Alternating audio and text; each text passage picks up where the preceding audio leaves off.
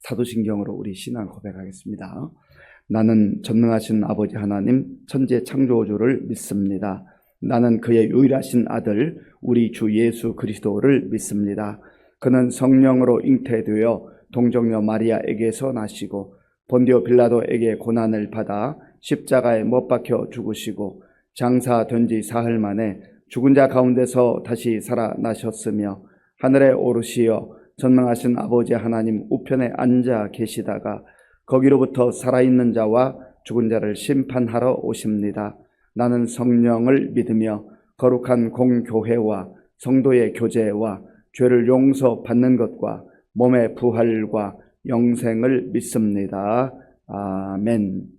하나님께서 오늘 우리에게 주시는 말씀은 창세기 13장입니다.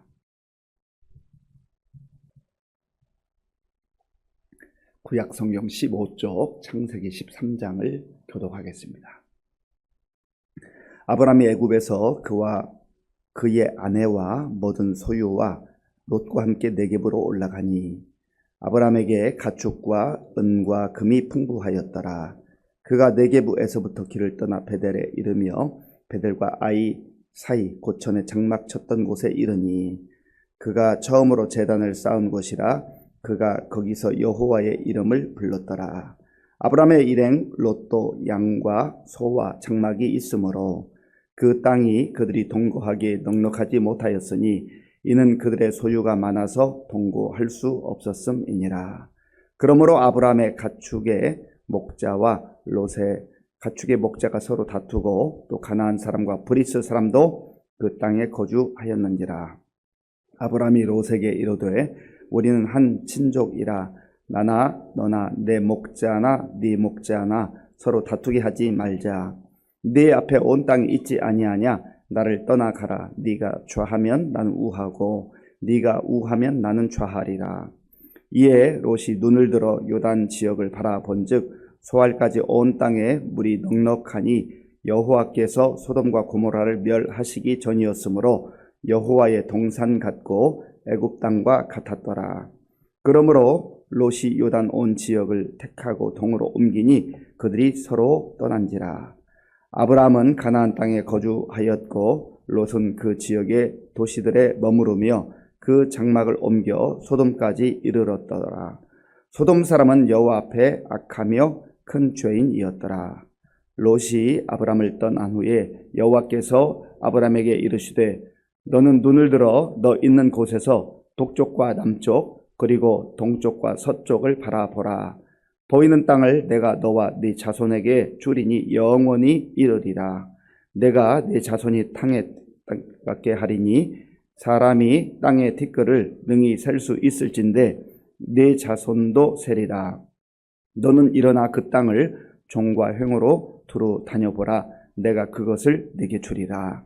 이에 아브라함이 장막을 옮겨 헤브론에 있는 마므레 상수리 수풀에 이르러 거주하며 거기서 여호와를 위하여 제단을 쌓았더라. 아멘. 아브라함은 힘들고 어려울 때에 하나님께서 불러주신 그 가나안 땅에 기근이 찾아왔을 때 자기 생각으로 애굽으로 내려갔습니다. 우리가 상황을 보고 판단해서는 여러 가지 낭패를 당하는 경우가 있습니다. 상황이 이러니까 상황이 어쩔 수 없잖아. 그런데 상황보다 훨씬 더 중요한 것은 하나님의 계획과 하나님의 뜻입니다. 그래서 우리가 하나님의 계획과 하나님의 뜻을 늘 추구하고 분별하고 또 상황을 뛰어넘어서서 하나님 뜻에 순종하는 것이 중요한 것이죠. 아브라함이 애굽에 내려가서 잠시 기근은 피했는지 모르지만 일생일대에 그 아픔을 겪기도 했습니다. 그 사례에게 얼마나 미안했겠습니까? 그런데도 하나님께서 그를 보호하시고 또 사례를 보호하셔서 하나님의 방법으로 아브라함과 다시 만날 수 있는 그런 은혜를 주셨지 않습니까? 그리고 이제 적절한 때가 되어서 다시금 약속의 땅으로 그렇게 돌아가게 됩니다. 오늘 그 내용인데요. 1절과 2절, 1절, 2절 우리 함께 읽겠습니다. 아브라함이 애굽에서 나와 그의 아내와 모든 소유와 롯과 함께 네겝으로 올라가니 아브라함에게 가축과 은과 금이 풍부하였더라. 아멘. 아브라함이 애굽에서 나왔다. 물론 일시적으로 있을 수 있지만 이제 아브라함이 살아야 될 그 장소는 하나님께서 본디 약속하셨던 그 땅이죠. 그때에 모든 가족들과 함께 네게부라고 하는 지역으로 올라갔는데 이 네게부에 올라갔을 때 아브라함의 재산이 굉장히 풍부했다. 성경은 기록합니다. 하나님께서 허락하신 것이죠. 그 낯선 땅에 가서 아브라함도 최선을 다해서 살긴 했겠지만 하나님이 도와주시고 하나님께서 그에게 복을 주셨기 때문에 이런 은혜를 누리게 된 것입니다. 사실은 하나님께서 그 아브라함을 부르실 때부터 내가 네 이름을 창대하고 너는 큰 민족을 이루게 될 것이다. 너는 복이 될지라 그렇게 말씀하셨잖아요. 그러니까 우리가 성경을 읽으면서 한 사람의 생애를 이렇게 살펴보면서 생각해야 될 것은 아브라함의 가축과 은과 금이 풍부하였더라. 참 복받았네. 물론 이것도 복이지만 그러나 이것보다 더 근본적인 복은 아브라함이 하나님으로부터 부름을 받았고 하나님의 사랑과 보호함 가운데 있다고 하는 것, 그것이 가장 핵심적인 복의 내용이라는 것을 우리가 잊어서는 안 됩니다. 때로 빙산의 일각이라고 하는 말을 사용하잖아요.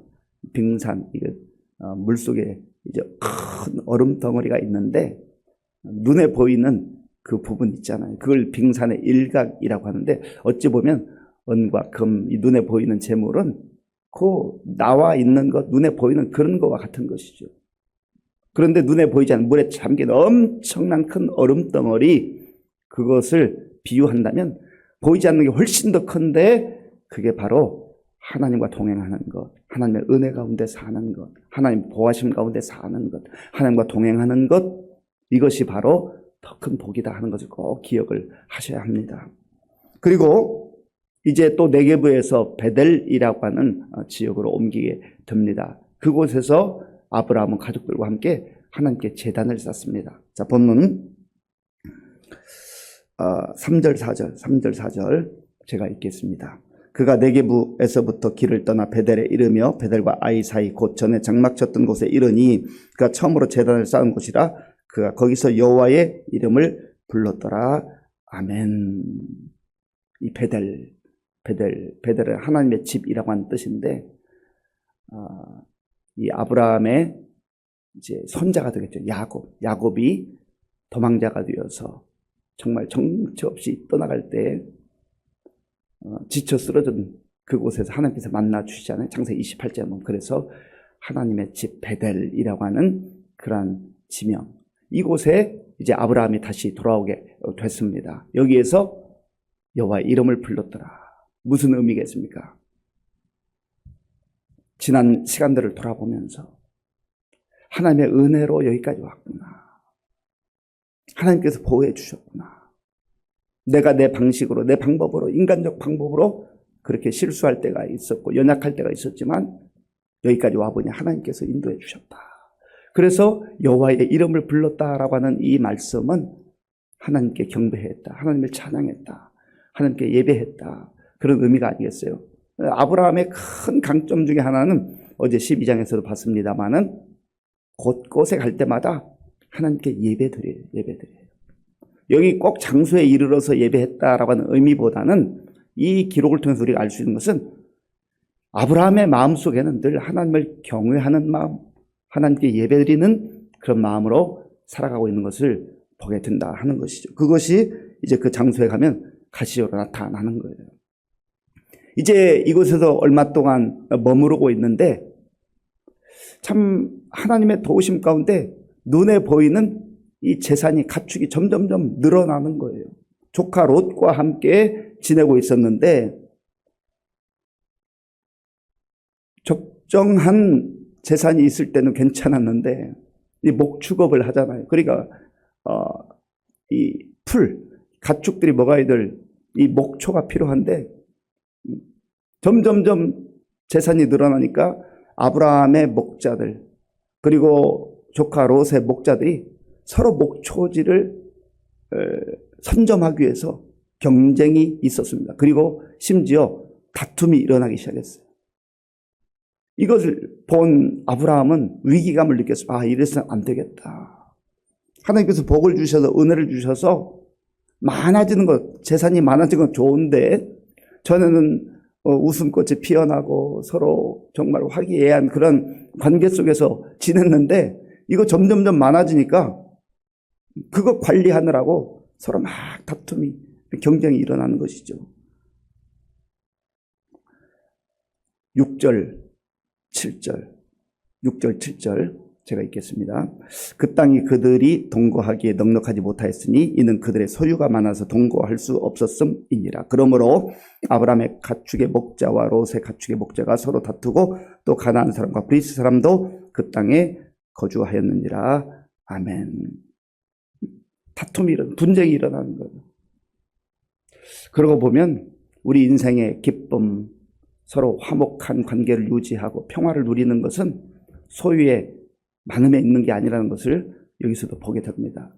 사실은 성경 속에 있는 이 아브라함의 상황뿐만 아니라 우리 주변에서도 보면은 그저 적정한 수준에 있을 때에 참 관계가 좋아요. 가족 간에도 형제 간에도 관계가 참 좋은데 점점점 재산이 늘어나는 것 때문에 오히려 관계가 어려움에 처하기도 하고 또 분쟁이 일어나기도 하고 그런 경우를 우리가 참 많이 보잖아요.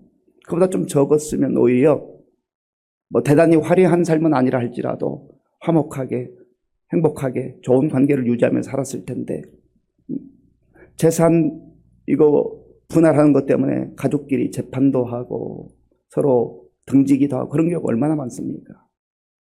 그래서 믿음의 사람이 하나님 너무 부하게도 마시고 그래서 하나님 모른다 할까 두렵습니다. 하나님 너무 가난하게도 마시고 그러면 또 훔칠까 두렵습니다. 하나님 정말 하나님을 경외하며 만족하며 감사함으로 살아갈 수 있는 그 정도만 주셔도 좋습니다. 그게 쉬운 기도가 아니에요. 그 성숙한 기도죠. 이런 일들이 벌어진다고요. 그런데 우리는 이 물질 사실은 언제 만족하겠어요? 물질에 대한 물질 가지고 만족할 수 있는 사람은 없습니다. 하나님이 우리 마음에 거하시고 하나님의 은혜가 우리 심령 속에 가득할 때 그때 주신 이 물질이 그걸로도 만족하게 되는 거죠. 바울도 그랬잖아요.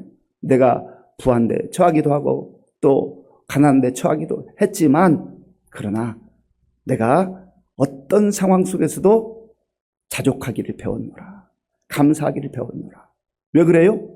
하나님의 은혜 가운데 있어요. 하나님의 은혜가 머물지 않으면 인간은 세상의 재물로 소유물로 만족할 수 있는 존재가 아니에요. 제가 여러 번 말씀드렸습니다. 대단한 철학자요, 수학자요, 과학자요, 신학자였던 파스칼은 팡세, 그 생각, 묵상 그런 뜻이에요. 그 책에서 인간의 그 심령 속에는 깊은 심연, 깊은 바다가 있는데 그것은 세상에 그 무엇으로도 채울 수 없다. 아무리 그 채우려고 해도 채울 수가 없다는 거죠. 하나님의 은혜와 사랑으로만 채울 수 있다. 그러니까 하나님의 은혜와 사랑으로 그 심연을 채우지 않으면 다른 것 더 채우려고 그렇게 발버둥 쳐도 안 된다는 거죠. 늘 허전하고 늘 부족하고 더 모으려고 하고 그것 때문에 갈등이 일어나고 분쟁이 일어나고 다툼이 일어나고 지금 아브라함의 상황도 그렇다는 거예요. 그때 믿음의 사람 아브라함은 롯을 불렀습니다. 사랑하는 조카 롯, 우리가 지금까지 참 이렇게 좋은 관계로 살아왔는데 너도 아다시피 하나님께서 우리에게 얼마나 큰 복을 주셨니? 너무나 감사한데 지금 우리의 목자들이 이렇게 다투는 거 보니까 마음이 아프다. 그러니 아쉽지만 우리가 이제는 좀 떨어져 살아야 되겠다. 그러면서 아브라함이 네가 먼저 선택해라. 네가 먼저 선택해라. 이 아브라함의 제안이 참 얼마나 귀한가. 얼마나 복된가? 이거 쉬운 제안 아니잖아요. 아브라함이 우선적으로 선택할 수 있는 선택권이 있잖아요. 모든 면에서 아브라함이 충분히 그럴 수 있잖아요. 그런데 아브라함은 선택권을 넘겨줍니다. 이 큰 사람이죠. 믿음의 사람이죠. 이게 어찌 그렇게 쉽겠어요? 말로는 쉬울지 몰라도 우리가 상대방에게 내가 우선적으로 선택할 수 있는 그런 권한이, 자격이 있다고 생각하면서도 넘겨준다는 거 쉽지 않잖아요. 아브라함이 이렇게 할 수 있었던 그 근거가 뭘까요? 지난날을 가만히 돌아보니까 어떻게 보면 가진 것 하나 없이 그저 그 머나먼 길을 이렇게 걸어왔는데, 지나왔는데 하나님께서 이거 다 주신 것이 아닌가. 하나님을 붙드는 거예요. 하나님을 의지하는 거예요. 욕심을 차렸다고 한다면, 자기 먼저 생각했다고 한다면 어떻게 그것을 롯에게 제안할 수 있겠습니까? 롯에게 제안했어요. 롯이 이렇게 둘러보고 정말 좋아 보이는 그 땅을 선택하죠. 그런데 그 땅이 겉으로 볼 때는 정말 애굽의 그 아주 물이 넘쳐 흐르는 그 좋은 땅과 같이 보이고 목초지처럼 보였지만, 그러나 성경 기록합니다. 바로 그 땅이 소돔과 고모라 지역이었다. 사람의 눈으로 볼 때 좋아 보이고 대단해 보이고 화려해 보이고 거기로 가면 성공할 것 같고, 그렇지만 그러나 육신의 눈으로 보는 게 다가 아니라는 거죠. 그리고 롯의 입장에서 아이 삼촌 무슨 말씀이세요? 삼촌이 먼저 선택을 하셔야죠. 제가 그 다음에 선택하겠습니다. 이렇게 나왔다면 얼마나 좋았겠어요. 롯에게는 그런 정도의 마음이 없는 거예요. 롯이 그 아브라함의 제안을 정말 정중하게 사양하고 삼촌에게 먼저 기회를 그렇게 주었다고 한다면 어떻게 됐을까 생각해 보는 것이죠. 이 롯이 이제 모든 그 가족들과 또 가축을 데리고 떠났을 때 아브라함의 마음은 얼마나 허전했을까요? 얼마나 쓸쓸했을까요? 비록 상황에 의해서 떠나보내기는 했지만 여러 가지 생각이 복잡할 수 있잖아요. 그때 하나님께서 아브라함을 찾아오셔요. 그리고 아브라함에게 놀라운 약속의 말씀을 주십니다. 자, 본문 14절부터 16절까지 제가 읽겠습니다. 14절부터 16절. 롯이 아브라함을 떠난 후에 여호와께서 아브라함에게 이르시되 너는 눈을 들어 너 있는 곳에서 북쪽과 남쪽 그리고 동쪽과 서쪽을 바라보라. 보이는 땅을 내가 너와 내 자손에게 주리니 영원히 이르리라. 내가 내 자손이 땅에 티끌 같게 하리니 사람이 땅의 티끌을 능히 셀 수 있을진데 내 자손도 세리라. 아멘.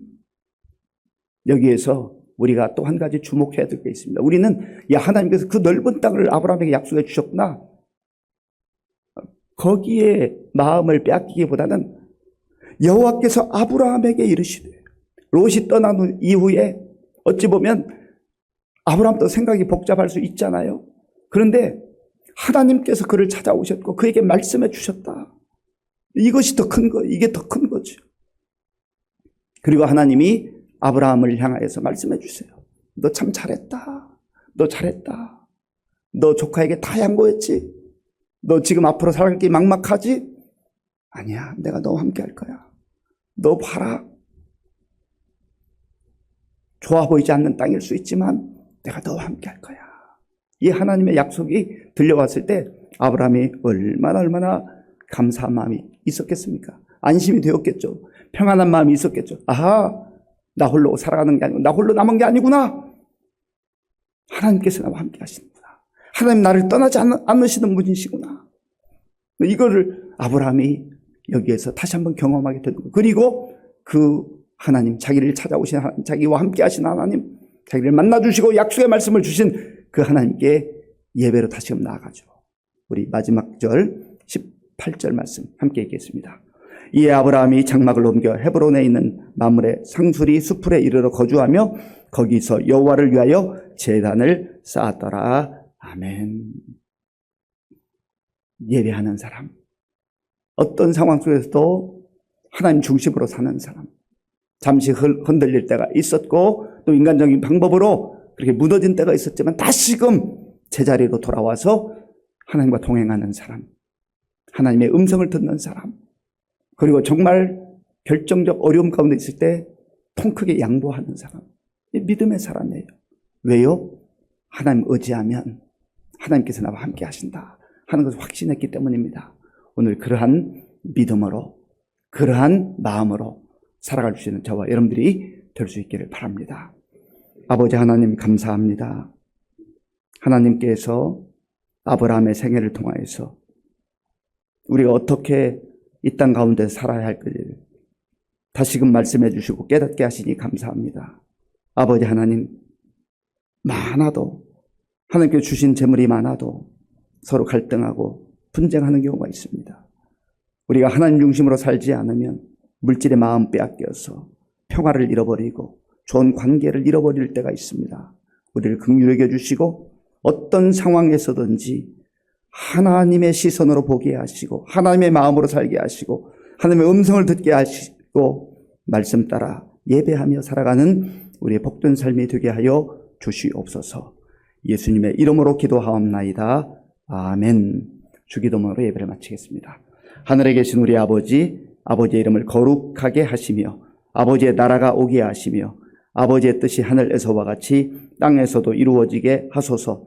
오늘 우리에게 일용할 양식을 주시고 우리가 우리에게 잘못한 사람을 용서하여 준 것과 같이 우리 죄를 용서하여 주시고 우리를 시험에 빠지지 않게 하시고 악에서 구하소서. 나라와 권능과 영광이 영원히 아버지의 것입니다. 아멘. 신앙은 이론이 아닙니다. 신앙은 생활과 분리되는 게 아니잖아요. 하나님 오늘 우리에게 주신 말씀을 깊이 마음에 새기게 하시고 우리가 어떻게 살아야 될 것인가, 아무것도 보이지 않는 것 같고 그런 상황 속에서 하나님께서 우리에게 약속의 말씀을 주시고 내가 너와 함께 하겠다, 너에게 복 주겠다 말씀하신 그 하나님과 동행하는 하루가 되게 해달라고 너무 욕심 부리지 말고 하나님 앞에서 또 때로는 양보해야 될 때 내가 손해보는 줄 알지만 또 양보하면서 사는 은혜도 허락하여 주옵소서. 그러한 더 큰 것 주셔요.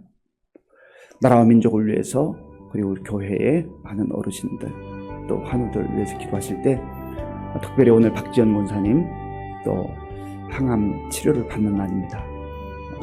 많은 체력이 소진되는 일이고 어려운 일인데 위해서 기도해 주시기 바랍니다. 또 우리 다음 세대를 위해서 기도해 주시고 태국 단기 선교를 위해서 우리 군복무진 청년들 우리 선교사님들 위해서 기도하겠습니다.